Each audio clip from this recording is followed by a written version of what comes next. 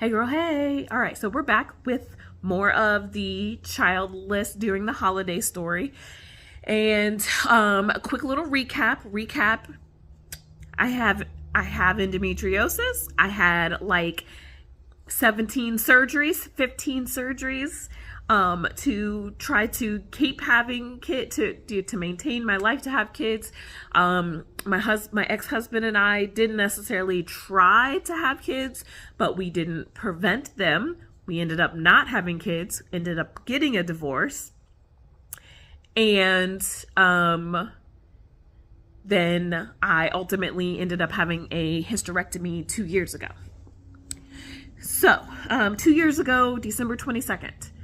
And so I bring this up because obviously the holidays are nearby and these are things that I think about. And one of the things that I wanted to, where I kind of ended up, is where I realized that God has orchestrated my life in a way to allow me to experience, oh man,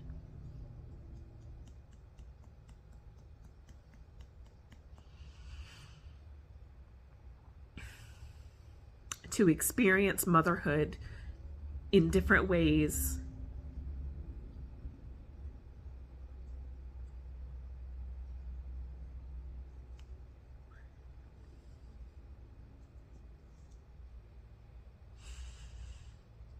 Since he knew that eventually this was going to be my path of not being able to have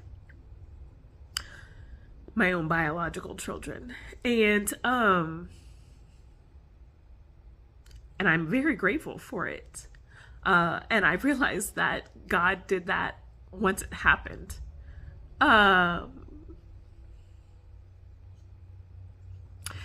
And I've babysat kids for a long time, but it was really, it started to really get to me when my nephew, my ex-husband's brother, had a son, Mojave, and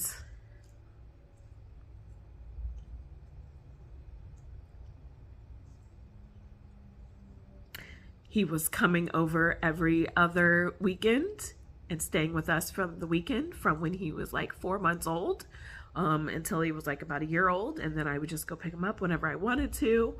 It was just like, it was cool. I experienced the wake up in the middle of the night, all of that.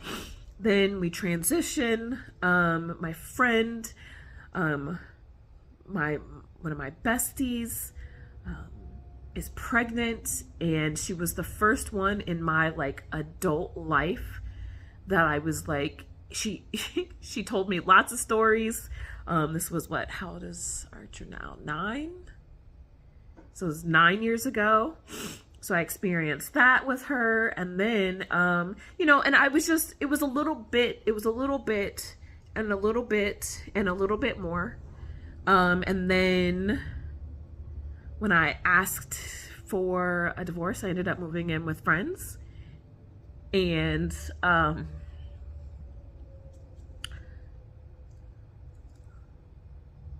had been babysitting the little boy during this, like prior to, so I had been with him since he was, I don't know what, 3 months? Wait, 4 months old? Yeah, 4 months old as well. I had him, and then I moved in with them, and I lived with him for a year and a half.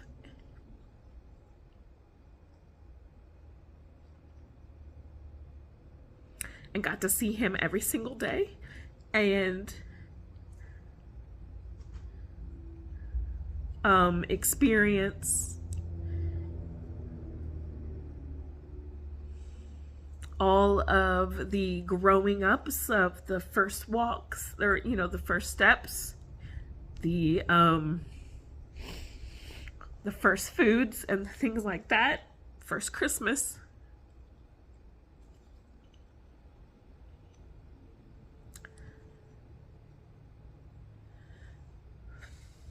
Sorry guys, it still is a little harder. He is now about to be 6.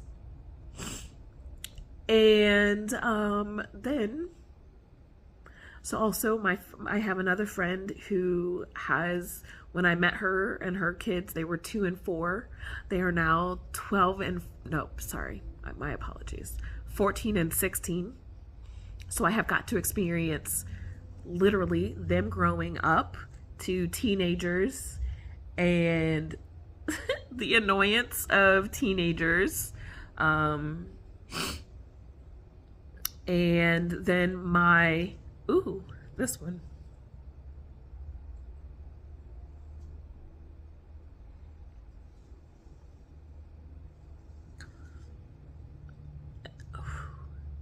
My most recent bestie got pregnant, and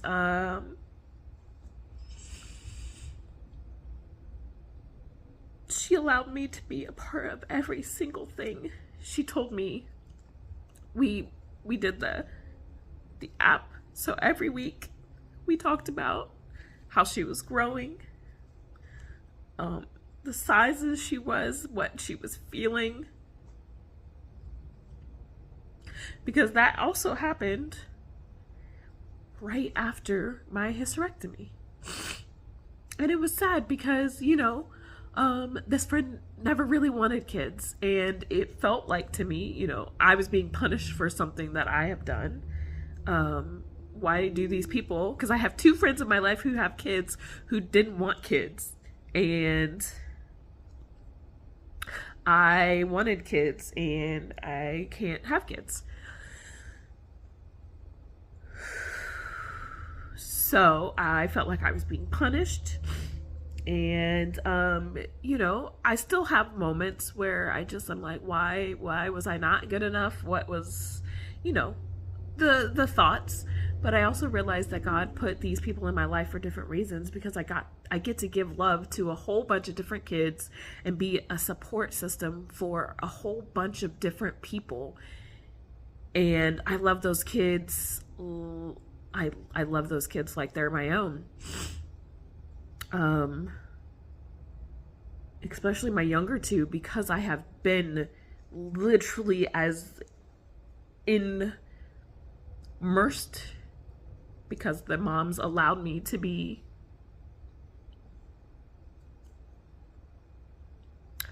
as immersed in their lives as I was.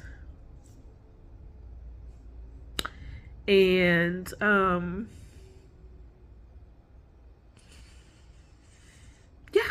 and I'm very grateful. I'm very grateful.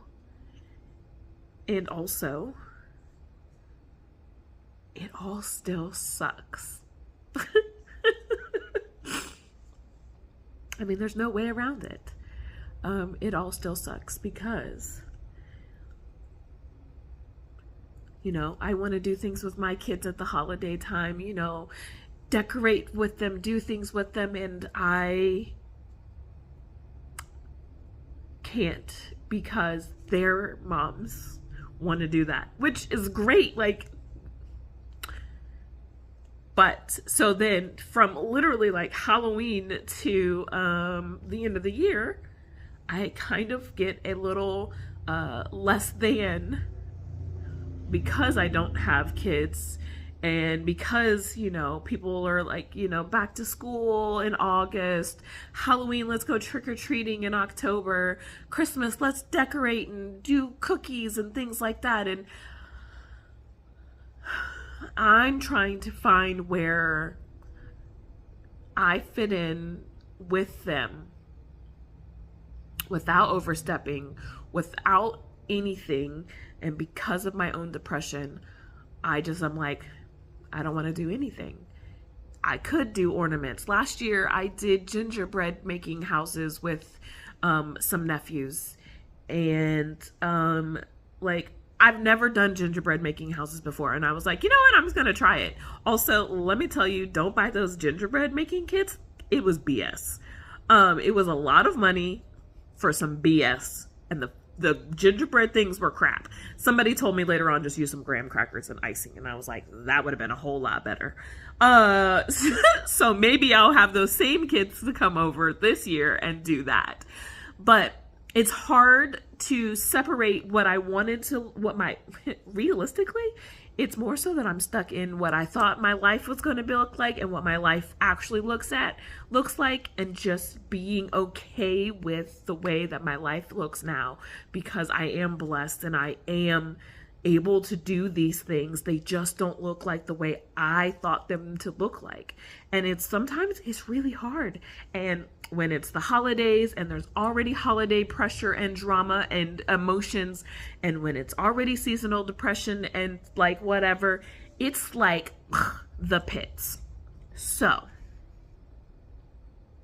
here I am talking about it because I'm trying to push through and get through and still enjoy this time and still be a part of the lives of the kids that I do have, because they know that I love them and that's what's important. And if I can do anything, I want to be the Amy that I had. I was over at Amy's house all summer, all the time, hanging out, whatever. I didn't have a choice. But also, I look back and I'm like, I'm incredibly grateful for the safety I had in her. So, anyway, I gotta cut it because this is getting me for real. So, I just want you to remember that you are beautiful and you are amazing and you are more than enough.